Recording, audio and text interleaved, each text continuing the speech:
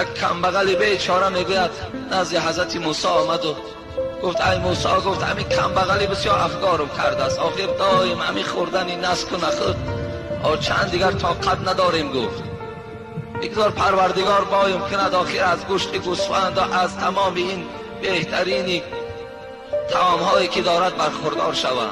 حضرت موسی گفت ای بنده خدا، گفت همین حالی که داری بسیار حالت خوب است. گفت ای گفت دعا کن گفت که مرا پروردگار به دولت کند. دعای پیغمبرها تیری در نشان رسیدگی هست. حضرت موسی دعا کرد که پروردگارا، گفت همین بنده تا به دولت بگردان. بگوید چنان با دولت شد که دیگر هیچ حد و کنار نداشت دولتش. از بین یک 3-4 سال گذشت.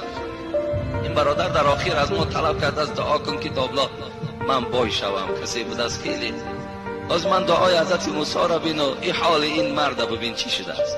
برای من دعا میکنم که خدا ترا رزق کفایت کننده دهد.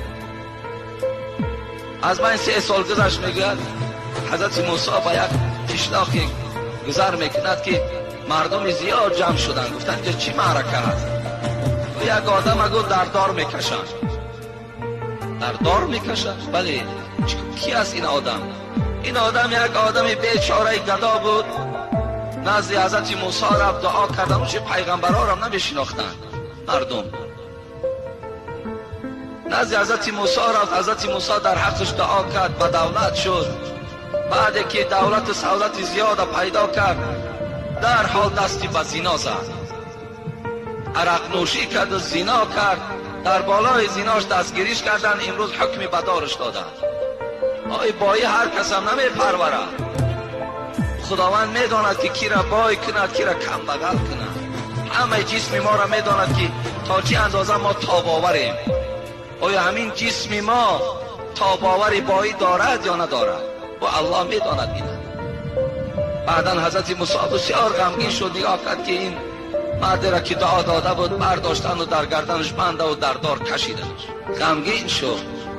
میگه حضرت سعدی میگه که یک ندای آمد به گوش حضرت موسی که با یک طریق نظم که از جانب پروردگار که آن کس که توانگرت نمیگرداند اون مصلحتی تو از تو بهتر داند.